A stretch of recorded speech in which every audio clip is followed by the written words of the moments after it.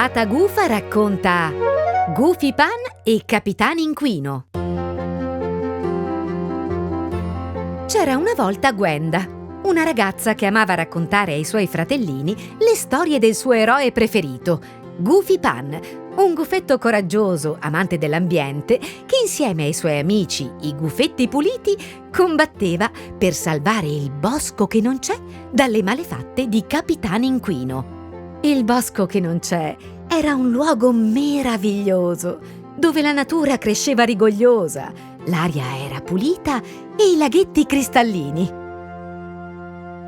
Non fosse stato per quel Capitan Inquino, un gufastro che insieme alla sua ciurma di pirati e al fido assistente Spurga non faceva che inquinare e sporcare. Spurga, lascia il motore acceso. Cosa può fare un po' di smog? Gettavano rifiuti sul prato, andavano in giro per i fiumi con quella nave pirata che perdeva petrolio.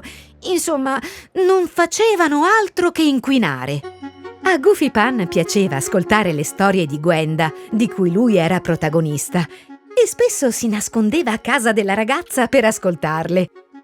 Una sera, nella fretta, perse la sua ombra e nel cercarla fece un gran fracasso. Gwenda si accorse di lui e fu così felice di conoscere di persona l'eroe di tutti i suoi racconti. Mentre Gwenda ricuciva l'ombra di Goofy Pan, lui le disse: «Vieni con me al bosco che non c'è e aiutami a cacciare per sempre Capitan Inquino». Gwenda non stava nella pelle. Ma come poteva volare fin lì? Goofy Pan chiamò la sua amica Sonaglino, una piccola gufetta fatina, che cosparse Gwenda di polvere magica. La ragazza iniziò a volare. «Seconda nuvola a destra!» Nel bosco che non c'è, quella canaglia di Capitan Inquino era già in agguato. Spurga! Ecco il nefasto gufaccio paladino dell'ambiente. E ha anche una nuova amica. Presto, rapiamola! Spurga sparò col cannone una grossa rete che imprigionò Gwenda. Ah, presa! Appena Goofy Pan si accorse che la sua amica era in pericolo, si batté in un duello in volo con Capitan Inquino.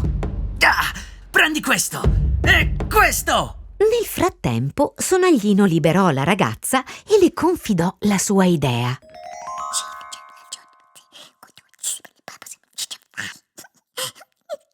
Gwenda capì al volo e, ammiccando a Sonaglino, strillò: Ehi, Inquino, guarda qua! Che? Inquino guardò in basso e si accorse di quello che aveva combinato. Immondizie tra gli alberi, fiumi torbidi, aria puzzolente e inquinata. Certo che così il bosco che non c'è non piaceva neanche a lui. Capitan Inquino capì di aver esagerato, depose la sua arma e decise di aiutare Goofy Pan, Sonaglino, Gwenda e i gufetti puliti a ripulire tutto il bosco. Spurga, veloce con quelle cartacce! E occhio ai bidoni, la carta va differenziata! Tutti insieme fecero un ottimo lavoro e presto il bosco che non c'è tornò a essere il luogo incantato di un tempo. Gwenda capì che era arrivato il momento di tornare a casa, perché anche sulla terra c'era tanto da fare. Sì, bambini, non tutto è perduto. Se tutti facciamo la nostra parte, insieme possiamo proteggere l'ambiente e salvare il nostro pianeta. Sonaglino cosparse Gwenda di polvere magica. La ragazza si alzò in volo e tutti si salutarono in allegria.